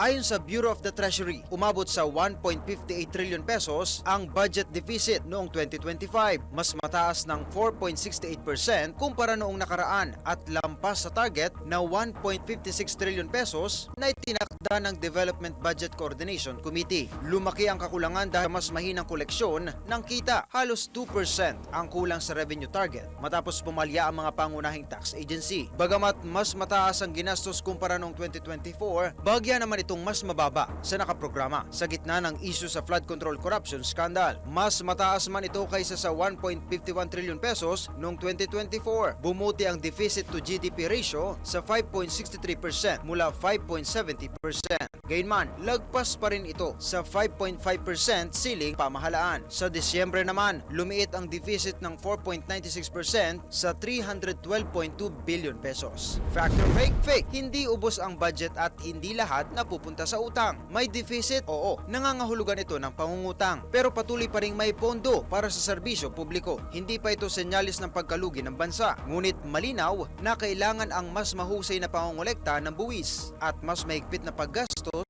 upang hindi tuluyang lumaki ang utang sa hinaharap. Para sa Perfect, Angelo Bainyo, nagbabalita ng tama, naglilingkod ng tama. Huwag magpapaloko, huwag magpapagancho, huwag magpapaskam. Bawal! Bawal ang piki. DWIZ. Fact or fake? Balita sa Pinoy Gising sa DWIZ Talio Channel 23. Habang hinihintay natin ang ating panauhin sa umagang ito, patuloy tayo sa iba pang detalye ng mga balita. Pinoy Gising! Nagtatag ng isang task force ang Bureau of Customs para higpitan ang pagmamonitor sa oil importation at inventaryo ng langis sa mga pantalan sa gitna ng lumalalang tensyon sa Middle East. Ayon kay BOC Commissioner Ariel Nepomuceno, layon ng binuong Oil Inventory Level Task Force na mapanatili ang transparency sa oil importation at matiyak ang sapat na supply ng langis sa bansa bilang suporta sa ekonomiya. Alinsunod sa direktiba ni Pangulong Ferdinand Marcos Jr., kabilang din sa tututukan ng task force ang joint inspections at pangunguna sa pagmamonitor ng mga oil depot at iba pang imbakan ng langis. Maliban dito, pinagsusumite rin ng regular reports ang mga district courts kaugnay sa oil imports at importasyon tungkol sa mga paparating na shipments. Nabatid na katuwang ng BOC ang Department of Energy o DOE at Bureau of Internal Revenue BIR sa binuong task force na ito. Pinoy Gising! Sakto, at nasa linya po natin upang pag-usapan ang mga pinangangambahan ng karamihan sa ating mga commuter ngayon, yung epekto ng pagtaas big time na fuel hike sa magiging mga fare increases, anong epekto nito sa transportasyon dahil kung hindi pagbibigyan, malamang magkakaroon to ng strike yung mga chuper natin. For sure mangyayari yan. So alamin po natin kung anong pwedeng asahan ng mga kababayan na commuter at anong karapatan nila over the coming days. Sila ba'y pwede mag-report kung nakita nila na yung presyo ngayong araw na ito ay biglang tumaas pero wala pang announcement. Nasa linya po natin ang ating suki at ang ating buthiing kaibigan sa programa dahil ito pong manong na ito ay napapakinggan nyo din po paminsan-minsan pag wala si paring Bong Nebriha sa alas 5 ng hapon tuwing sa biyaheng IZ. Nasa linya po natin, Presidente at Founder ng Lawyers for Commuter Safety and Protection, si Attorney Ariel Inton. Attorney Ariel, magandang morning po. Darrell Justin at John Riz Calata, live na po tayo. Good morning, Attorney. Good morning po. Magandang umaga po sa inyo. Magandang umaga sa ating mga taga-sitibay. Ayun, Attorney, maraming salamat sa pagising ng napakaaga. Kahit na alam ko minsan Wala pong naman. kahit alam ko minsan kayo, Attorney, naririnig ko rumerelyebo kay Sir Bong Nebriha sa biyaheng IZ. Attorney, ano na ba ang mood ng mga commuter ngayon sa napakagulong sitwasyon ng gitnang silangan na tayo mismo ay apektado at marami na rin ang nagkakry ika nga ng foul sa fuel hike at posible pa nga dahil hinihiling ng mga transport groups itong mga fare increases dahil nga po sa epekto ng magiging malaking pagtaas ng presyo ng produktong petrolyo, Attorney? Well, inanunsyo ng LTFRB na kung sakaling the per liter of petroleum products will hit about 60 per liter, 60 pesos, maaring maibigay nga yung provisional increase sa pasahe. So kapag nagkataon yun, talagang ang mga pasahero ang ultimately maapektuhan, mga commuters. Kaya kami sa LCSP, ang amin pong suggestion at ito rin naman ang isinusulong ilang mga kongresista at ilang mga transport groups na pansamantalang tanggalin yung excise tax sa petroleum products. Kapag ito ay nagkaroon ng kasi ganito proseso niyan. So, Congress first has to pass a resolution giving the President the power to suspend the excise tax on petroleum products. So, pag yan nangyari, about 6 pesos per liter ang mawawala sa presyo. No? So, malaking bagay yun para sa ating mga taga-transport sector at maging sa mga car owners natin, yung mga pribadong car owners. At sinabi naman ng mga transport leaders na pagka ganyan, maski hindi na kami humingi ng taas pasahe. So, yun ang isa po naming suggestion na naway magkaroon na ng power ang presidente through a congressional act or resolution giving the president the power to suspend the excise tax. Ang problema ay hindi naman natin napapakinggan ang presidente na may direktiba galing sa kanya na Kongreso, hinihintay ko na lamang yan. Para sa ganon, ayan, isuspend yung excise tax. Pangalawa, ay ang pagbibigay ng fuel subsidy. Tagal nito. 2 years ago pa na inihahanda daw at pagkatapos hindi rin na ibibigay. So yun ang pangalawa. Pangatlo, of course, bayanihan na culture natin, kailangan natin magtulong-tulungan para makatipid. At yung oil reserve natin, hindi na, kumbaga, ma-stretch further. At the same time, the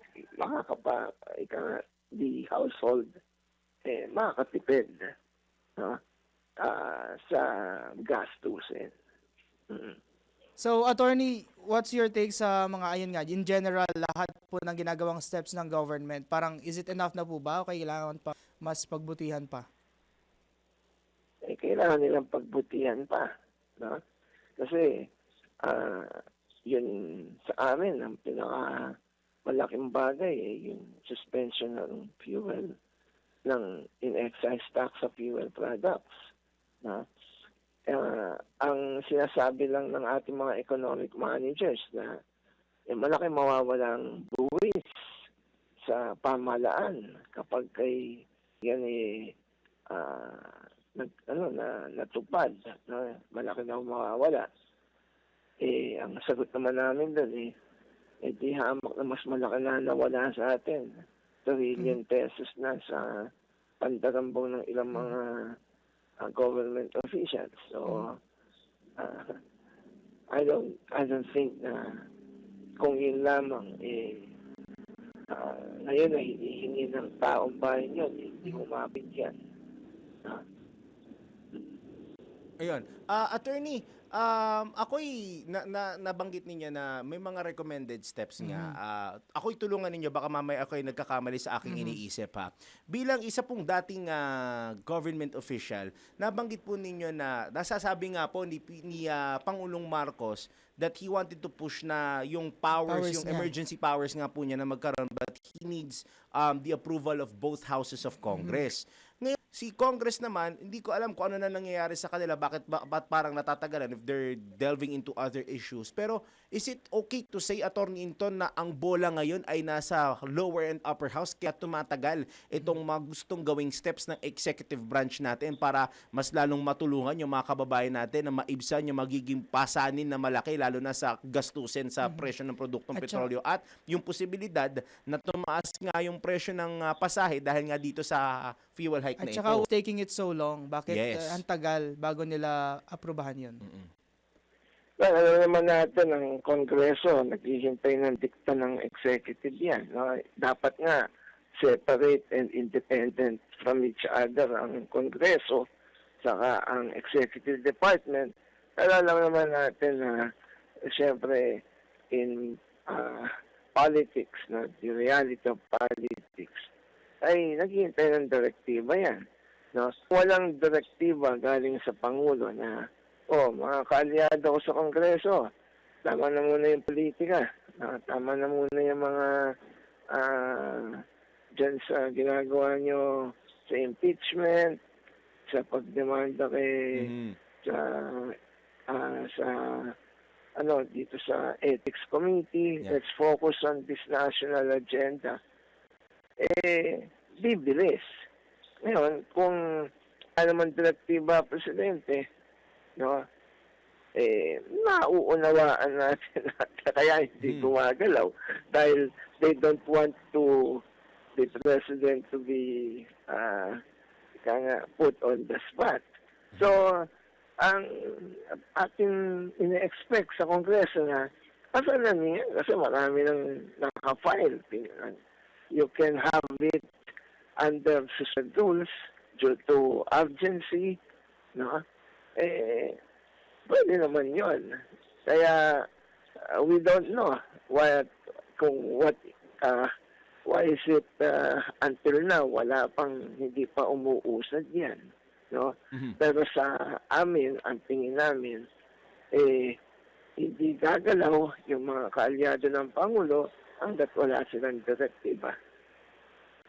Ito po, Attorney Ariel, ano naman po yung komento ninyo na parang kumbaga ipasa naman po ng pamahalaan sa publiko yung parang burden ba? Kasi dun sa statement o yung sa panawagan po ng administration na magtipid po sa publiko, magtipid po yung publiko dahil nga po sa krisis na nangyayari. So what's your take on that po, At saka, Attorney? sorry, to think na it's summer season. Sabihin na natin, sa side ng electricity, marami, hindi nyo maiiwasan yun eh. Pero ano nga bang dapat Alam mo, may hangganan yung katipiran. Eh, no? Yes. Kung hand to mouth ka na, no? O sapat lang kinikita mo, o kaya naman kulang pa, anong katipiran ang magagawa mo pa? Di ba? So, may hangganan yun. At kapag nakikita ng mga taong bayan na itong nagsasabi na magtipid, hindi naman nagtitipid. At mas ano pa rin sa buhay nila, maranya ang kanilang pamumuhay, walang mangyayari. No? So, those in government has to show their sincerity. Di ba? Okay, magtipid kayo, pero tingnan natin. Alam niyo yung pagtitipid kasi, mas sila ang dapat magtipid kasi meron pa rin silang maaring tipirin. Yung mga masa, ano ititipid nila? Exactly. Kulang na nga yung kinikita nila. Kung meron man, bahagya lang yung naiipon. No? Ano pang pagtitipid? Di ba? So, the call for pagtitipid, ayos naman yan. Kung may ititipid pa. Pero, kung ang panawagan ay dun sa mga dun sa mga government officials, no? Abay pakita naman ninyo, no? Kasi kayo mas may ititipid, no? You join the masses dito sa call for pagtitipid, no? Para sa bayan. Ayun. Attorney, ngayon naman, dako tayo. In connection pa rin naman ito when it comes to transport. Na today, mostly will start yung proposed na 4-day work week. How do you think this will impact yung pang-araw-araw ating pamumuhay, lalo na yung mga commuters natin, Attorney Inton? Ay, makikita natin kung, kasi una sa mga ilan government agency pa lamang nila i-apply yan, wala pa sa pribado. Pero ano yung magiging, ano ba yung, I don't know, hindi ko pa nabasa the whole yun kanilang polisiya. Pag 4 days a week ba, meron mag-shift sa pang-5 araw or wala totaling, walang papasok sa pang-5 at yun dapat na ipasok sa pang-5 will be added dun sa 4 na araw. For instance, instead na hanggang alas 5, hanggang alas 7, na yung pasok mo ay paano yung overtime pay. So, marami tayong dapat tingnan doon. But on face value, simple lang gusto nila na, okay, kung 4 na araw lang, at least makakatipid ka sa pang-5 araw. Yun yung kanilang computation. Pero ano naman yung impact nun economically sa mga sa daily wage earners, no? O sa serbisyo mismo sa gobyerno, no? Yung government service, lalo na yung mga frontline. Yung 5 araw nga yun na pare, makikita mong napakadami pang pila, no? Napakadami pang balik po kayo tomorrow, balik kayo sa inyo, di ba?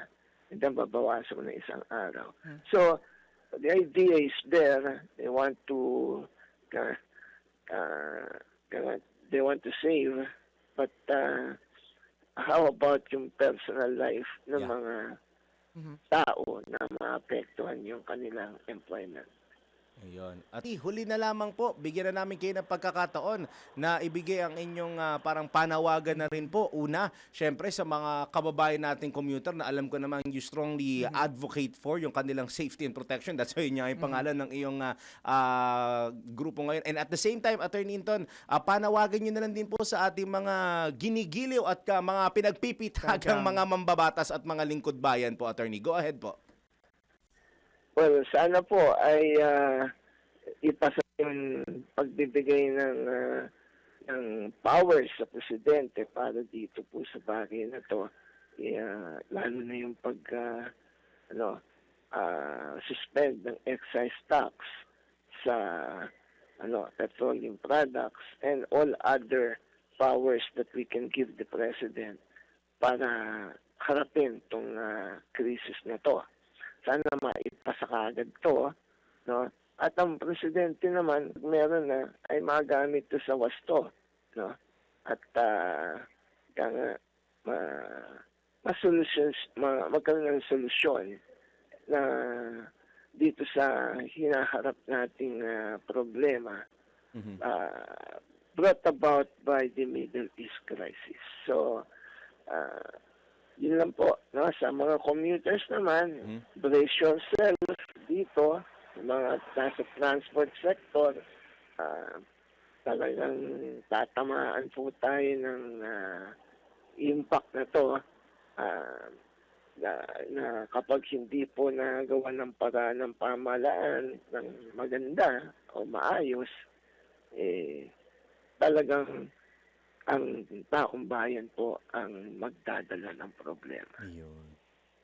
Attorney, sorry, isingit ko na lang very quick kasi di ba nanawagan din po ang DOE sa mga taong bayan na kapag nakakita sila ng mga gas station na bigla ang nagtaas nang wala pang announcement coming from them o coming from the companies mismo na usually nangyayari ng Martes, pwedeng isumbong sa DOE. Pwede rin naman siguro, kumbaga magtulungan na lang din tayo, no? Kung may iba magre-report, for sure, open naman kayo para ma-erase din ito, lalo na sa relevant government agencies, no?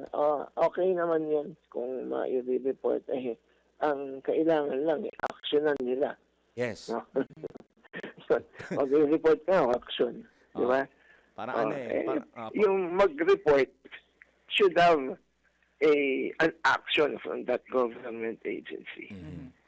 Yun. So, ika nga, the report is good but we need action. So, pwede pong dumulog sa inyo. So, pwede pong dumulog sa inyo yung publiko para tulungan po ninyo sila. Yes, sir. Pwede naman po yan. Ayun. At yan ang isa sa mga gusto natin, lalo na pag tinatawagan natin si Attorney Ariel Inton, dumudulog ka agad sa atin, lalo na sa DWIZ. Attorney Inton, muli maraming salamat po sa inyong partnership sa amin at sa inyong oras na inilaan. Hindi lamang po sa amin, sa mga programa po ng DWIZ, makakaasa po kayo na patuloy po ninyo kami magiging katuwang at katulong para maisulong natin ang tama at magandang experience and at the same time yung magandang paglalaban at karapatan ng ating mga commuters. Attorney Inton, happy Monday po ulit at maraming salamat po. Good morning, Attorney. Good morning po. Thank you po. Salamat. At God bless po. God bless po. Nakasama at nakapanayan po natin sa ating programa ang presidente at founder ng Lawyers for Commuter Safety and Protection, si Attorney Ariel Inton. Pinoy Gising! Uy, gaya na nabanggit ko, kahit dito sa amin pwede kayo mag-send ng mga litrato yung ma-observe ninyo na pag yung presyo ng gasolina o yung presyo ng fuels nila biglang nagtaas without prior announcement. Kasi hinihintay pa nga nating official announcement na would probably take effect tomorrow. So, antabay, pwede nyo i-report sa amin para matulungan namin kayo maipacheck din po iyan, ha? O siya, standby po muna, Philippine Standard Time! Samput kalahating minuto bago alas 6 ng morning, iba pa mga balita sa pagbabalik ng Pinoy Gising! That time check was brought to you by Bingo Plus. Bingo sa saya, plus sa panalo. Gaming is for 21 years old and above only. Game responsibly, keep it fun. Aba, gising na para mas maraming grasya. Pinoy Gising!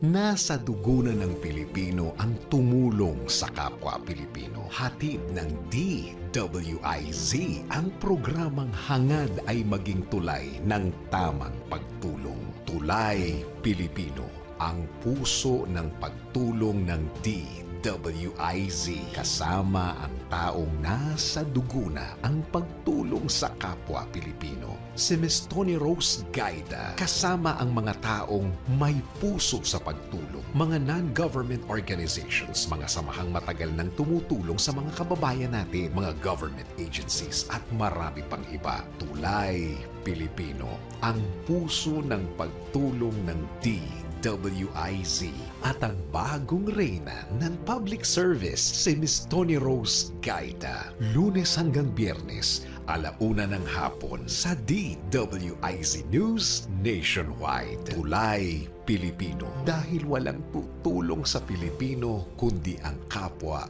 Pilipino. Huwag papayag na wala kang alam sa balita. Maiiwan ka niyan. Huwag kang papayag na hindi mo alam ang latest. Ma-out of place ka niyan. Programang hatid ang tamang balita at tamang impormasyon. Hindi lang sa Maynila, kundi sa buong bayan.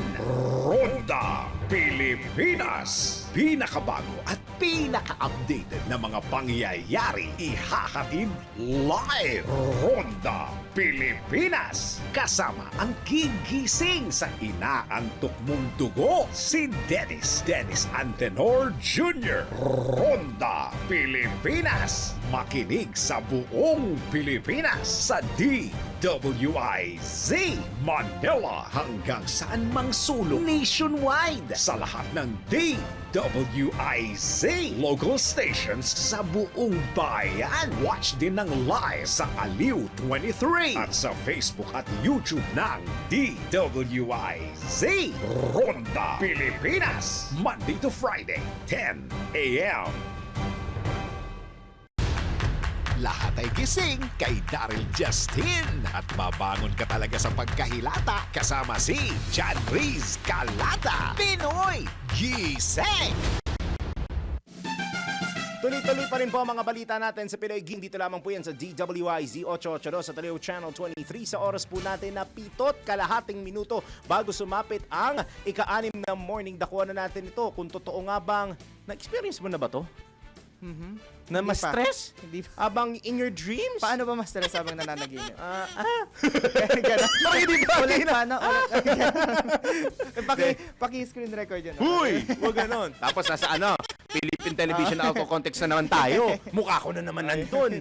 Anyway, totoo nga bang maaari kang ma-stress kahit sa panaginip? Tara, let's prove it. Minsan ay hindi maiiwasan ang stress mula sa iba't ibang problema o responsibilidad sa araw-araw. Kaya naman, may mga taong pinipili na lamang ang matulog at magpahinga upang kahit papaano'y mabawasan ang pag-aalala. Pero may mga tao rin namang nagsasabi na sila umano ay nakakaranas ng matinding kaba at pressure kahit sa panaginip. Pero totoo bang maaari kang ma-stress kahit sa panaginip? Tara, let's prove it. Bago maniwala sa mga claim na yan, patunayan na yan sa Let's Prove It! Ayon kay Kendra Cherry,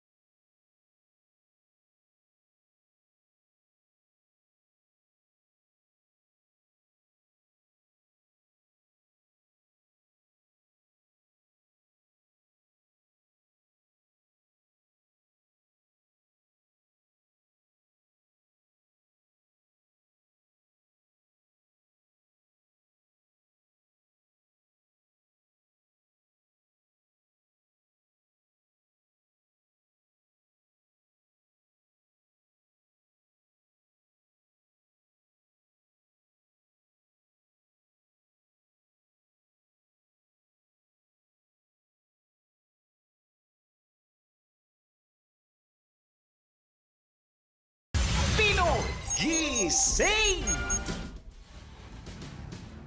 Mga balitang dapat alam mo kahit sa labas ng bansa. DWIZ, balita sa ibang bansa. Muling ipinanawagan ni Pope Leo XIV ang kapayapaan sa Middle East sa gitna ng nagpapatuloy na bakbakan sa pagitan ng Israel at Estados Unidos kontra Iran. Sa kanyang lingguhang Angelus Address, sinabi ng Santo Papa na nangangamba siyang titindi at lalawak pa ang sigalot kung magpapatuloy pa ito. Partikular niyang pinangangambahan ang paglawak ng tensyon sa Lebanon, na isa sa mga lugar na kanyang binisita kamakailan sa kauna-unahan nitong apostolic trip sa labas ng Roma. Nauna nang kinundina ni Vatican Secretary of State Pietro Cardinal Parolin ang konsepto ng preventive war na paglabagan niya sa international law. Pinoy Gising! Sa mundo ng palakasan, ang latest malalaman sa DWIZ Sports News. Bago po ako mag-sports, gusto ko lang pong bigyan pugay at parangal ang ating minamahal na news director sa kanyang pagbabalik. Nasa morning napansit? Pansit ka agad. Morning po. Hindi, doon na lang Ma'am Welcome Juday back. sa sports reporter natin hingin yung pansit. Total nagsa-sports naman to eh. Oo. Baka magpapansit to. Pilipinas panalo kontra Iran sa 2026 AFC Women's Asian Cup. Isang maganda morning. Paring Anjo rin yun. Muling maghaharap sina Filipina tennis sensation Alex Ayala at si world number 4 Coco Gauff sa round of 32 ng Indian Wells mamayang alas 9 ng umaga, oras sa Pilipinas. Huling nagharap ang dalawang atleta nitong Pebrero sa Dubai Tennis Championships kung saan tinalo ni Gauff ang Filipina tennis sweetheart. Naniniwala si Ayala na magiging matindi ang labanan nila at asahan din niyang maraming susuporta kay Gauff lalo na't gaganapin ang laro sa kanyang home court. Sa kabila naman ng resulta noong nakaraang laban, sinabi ng 20 anyos na atleta na gagamitin niya ang mga aral na natutunan niya sa kanilang huling pagkikita. Samantala, maaga namang namaalam ang tandem ni Ayala at Iva Jovic ng Estados Unidos sa doubles tournament ng naturong kompetisyon matapos patumbahin ni Hailey Baptiste ng Estados Unidos at Yelena Ostapenko ng Latvia sa score na 6-2, 6-2 sa round of 32. Para sa balitang pampalakasan sa impilang may todong lakas, DWIZ, ako po si Anjo Rinyon, nagbabalita ng tama, naglilingkod ng tama. Pinoy Gising! Mga latest na pinag-uusapan, mga latest na pinagchichismisan. Pinoy Gising! Showbiz Spotted! Pare, sorry. Akin yan. Akin. Sige, go. At para sa balita sa mundo ng showbiz, UAE concert ng Sex Bomb Girls ipinagpaliban kaugnay galot sa Middle East. Ayan. Ang balitang yan ihatid ni Mima Anton. Para sa aking balitang showbiz, inanunsyo ng veteranang girl group na Sex Bomb Dancers na ipagpapaliban nila ang kanilang concert sa United Arab Emirates dahil sa nagpapatuloy na sigalot sa gitnang silangan. Nakatakdasan ang pagtatanghal ng Sex Bomb sa Dubai at Abu Dhabi sa Marso 27 hanggang 28, ngunit hinahanapan na ng alternatibong petsa ang mga nasabing concert dates. Nilinaw din ng Sex Bomb leader Rochelle Linan na post lamang ito at hindi tuloy ang pagkansila ng mga UAE show. Ang UAE concert ng Sex Bomb sana ang unang sigwada ng world tour ng grupo matapos ang matagumpay na 5 round ng reunion concert ito noong December 2025 hanggang February 2026. At iyan aking balitang showbiz para sa impila may todong lakas, DWIZ. Ako si Anton, nagbabalita ng tama, naglilingkod ng tama. Pinoy Gising! At po ang kalipunan ng mga balitang itinampok natin sa Pinoy Gising ngayong Monday morning. Bagamat kami po muli antabayanan po dahil susunod ang programang Pasada Balita kasama sina Kuyang 35, John Ibanez at Drew Nasino pagkatapos naman po na ilang paalala. Bagamat kami kahit pa paano nasa good mood ni paring John Reese, ang buong Aliw Broadcasting family pati po ang ALC Group of Companies ay patuloy na nagluluksa simula po kagabi. Yung iba maaaring nabasa nyo na po ito sa social media, pero sa mga nakikinig sa atin sa radyo nationwide, hayaan po ninyong basahin namin po ito na may kinalaman po deeply sa aming kumpanya. Ipinapabot po ng Aliw Broadcasting Corporation ang taos-pusong pakikidalamhati sa pamilya ng chairman ng ALC Group of Companies at chairman din po ama ng ating himpilan na si Boss Dominic Edgard Angeles Cabangon. Si Boss Diak ay sumakabilang buhay po kahapon sa edad na 61.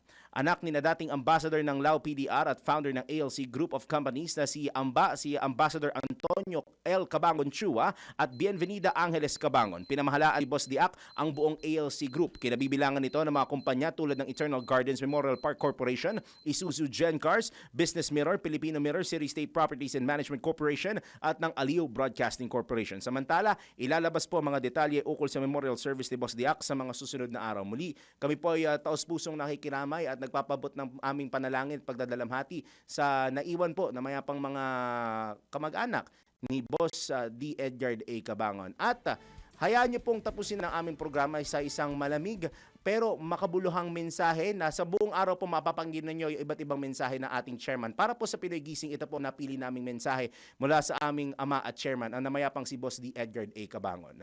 Love is just a word until someone comes along and gives a meaning to it. Think good, think God, thank God. Have a great week ahead. God bless you. Tahimik po kaming lilisan ngayon ni Paring John Reyes para magbigay na ilang segundong panalangin sa namayapang kaluluwa ni Boss D. Edgar A. Cabangon at susunod na po ang Pasada Balita.